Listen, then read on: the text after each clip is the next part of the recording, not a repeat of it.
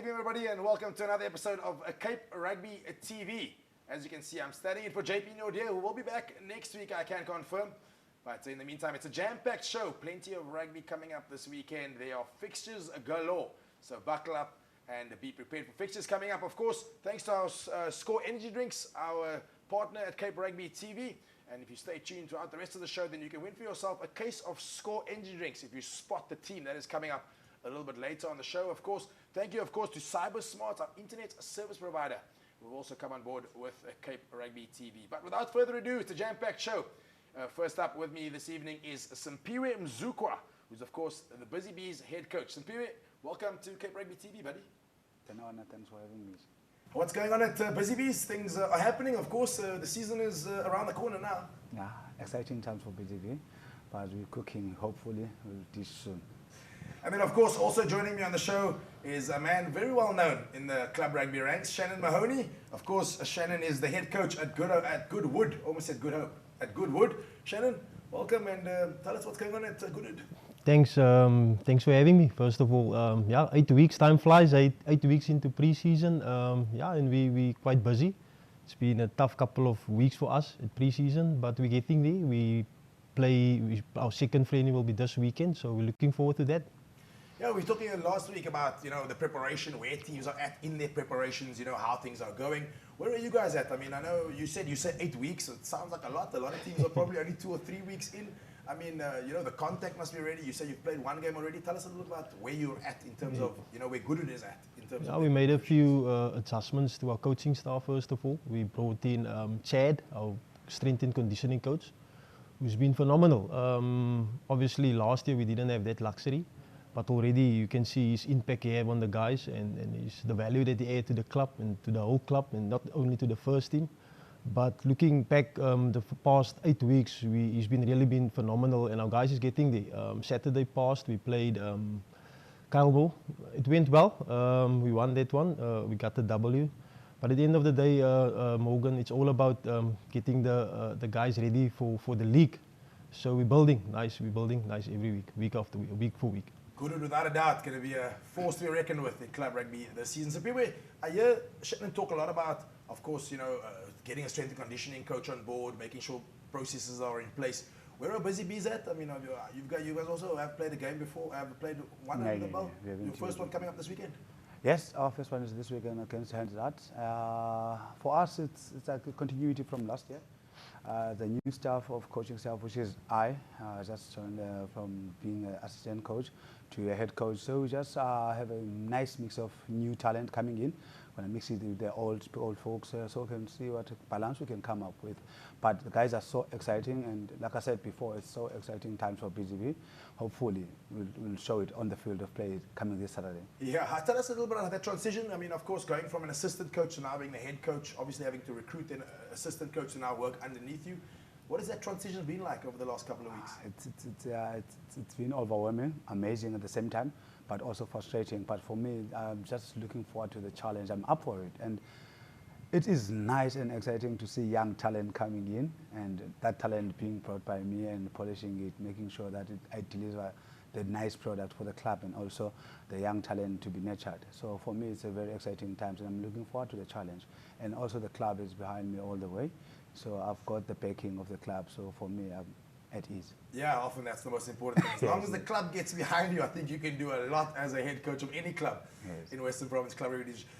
Shannon, you mentioned something a little bit earlier for me, a little bit about the strength and conditioning coach and bringing one in, the importance of it. Tell us a little bit about what that has been like, because not every club in the Western Province, of course, has a strength and conditioning coach. Some head coaches are having to act as strength and conditioning coaches and so forth.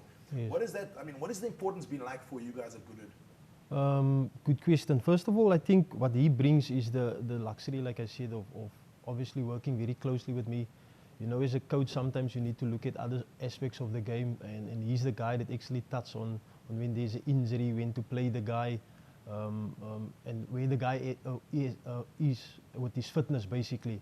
And like I said, he's been phenomenal, and also in our Zoom meetings, he sat in our Zoom meetings, he shared his value there, his inputs, and not only to me as well as for the head coach, but also he looks after our second team as well as our third team.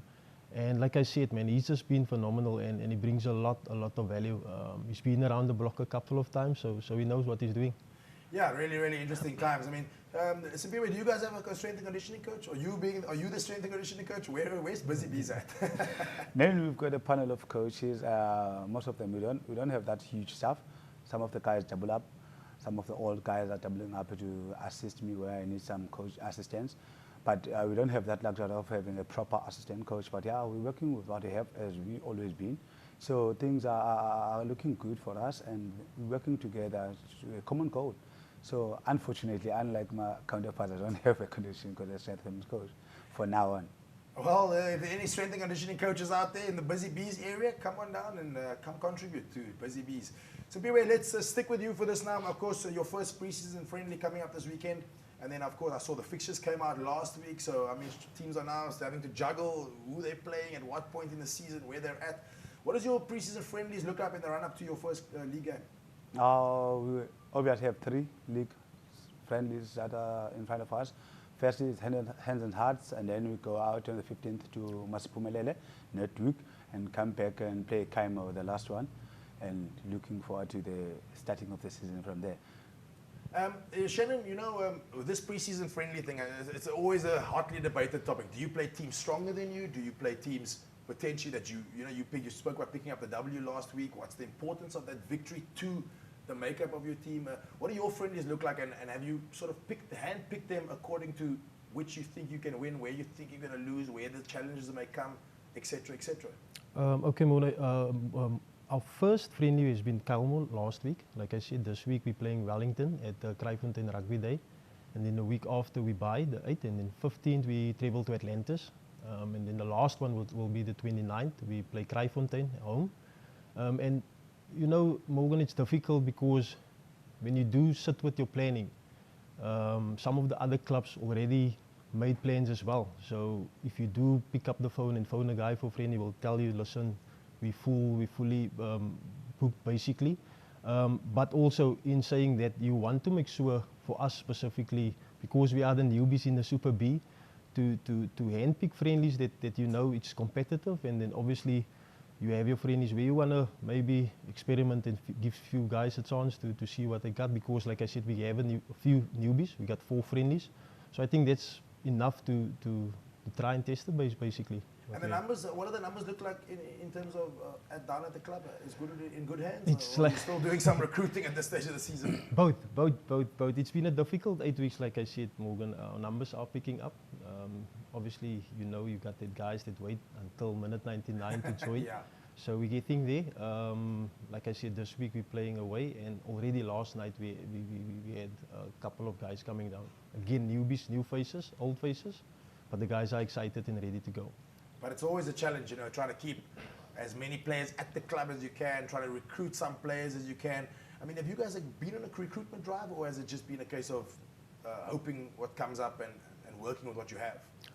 Morgan, what I've seen in the past in with clubs going to a new league, there's always an excitement. So the guys come through the gates by itself. And yes, you got that odd player here and there that you want to sit down with and say, listen, we lack in a certain position, will you join us? But in saying that, there's also a struggle, because you know, luckily for Goodwood, we in the heart of Cape Town. It's a central. So basically, we're blessed to have players coming through the gates by itself. And yeah, the others is just a bonus. Yeah, well, plenty of teams still out there looking for numbers, looking for players in the area. The catchment area of Goodwood is quite big, so I'm sure you'll be in good hands. Folks, we're going to take a quick ad break. When we come back from the ad break, we're going to continue to talk to Simpiwe Mzukwa and Shannon Mahoney. We're going to chat to Simpiwe a little bit about what these recruitment strategy looks like, and of course, what kind of talent exists down at Busy Bees this year. Don't go anywhere, we'll be back in just a couple of minutes.